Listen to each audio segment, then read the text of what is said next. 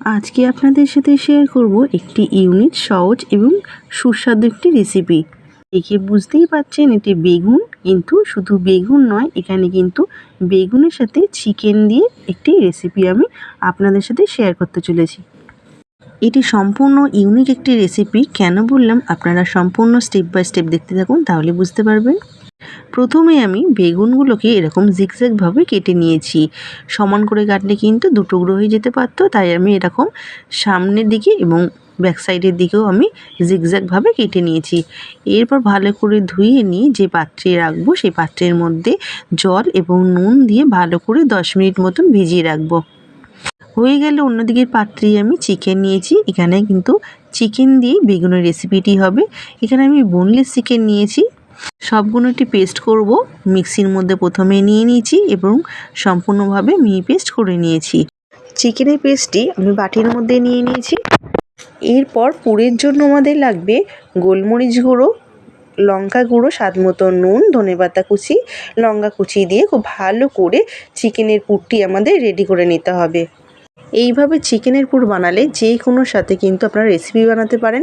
বিশেষ করে মোমোর মধ্যে স্টাফিংয়ের জন্য কিন্তু এরকম চিকেনের পুর রেডি করে নিতে পারেন। এখানে আমার সম্পূর্ণভাবে রেডি হয়ে গেছে চিকেনের পুরটি।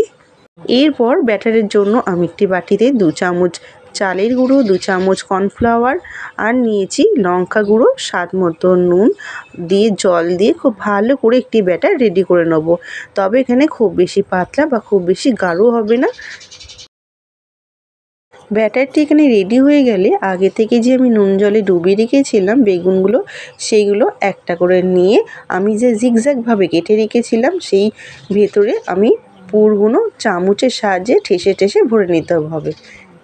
তবে বলে রাখি, এখানে কিন্তু চিকেনের পুরটি কোনো রকমভাবে কিপটামো করলে চলবে না। খুব ভালো করে কিন্তু ঠেসে ঠেসে ভরে নিতে হবে। খাওয়ার সময় কিন্তু খুবই ভালো লাগে। দেখতেই পাচ্ছেন কিভাবে আমি চামচের সাহায্যে এইভাবে ভরে নিচ্ছি। আপনাদের যদি যেরকম সুবিধা হয়, চামচের সামনের দিক ছাড়াও যদি পিছন দিক দিয়ে সুবিধা হয়, চামচের পিছন দিক দিয়ে কিন্তু আপনারা এইভাবে পুরটা ভরে নিতে পারেন বেগুনের মধ্যে। বেগুনের এক সাইড ভরা হয়ে গেছে। এরপর অন্য সাইডটাও আমি ঠিক চামচের সাহায্যে এইভাবে ঠেসে ঠেসে কিন্তু চিকেনের পুরটি আমি ভরে রেডি করে নেব।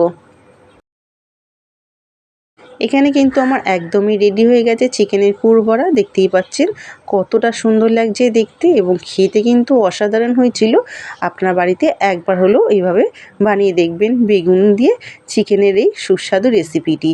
প্রথমটার মতন আমি সেকেন্ডটাও কিন্তু এইভাবে ঠেসে ঠেসে পুরগুলো ভরে আমি রেডি করে নিয়েছি। কিছুটা পুর আমার বেঁচে ছিল বলে আমি আরেকটু ছোট টুকরো বেগুনগুলো নিয়ে আমি সেমভাবে এইভাবে দু সাইড আমি জিগজ্যাগভাবে কেটে ঠেসে ঠেসে কিন্তু পুরগুলো আমি ভরে নিয়েছি।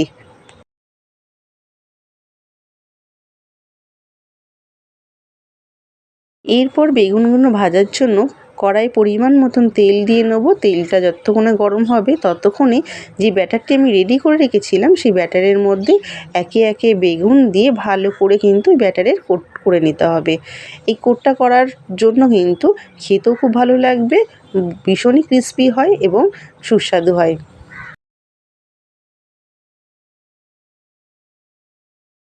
হয়ে গেলে গরম তেলে দিয়ে এপিঠ ওপিঠ লাল লাল করে ভেজে তুলে নেব।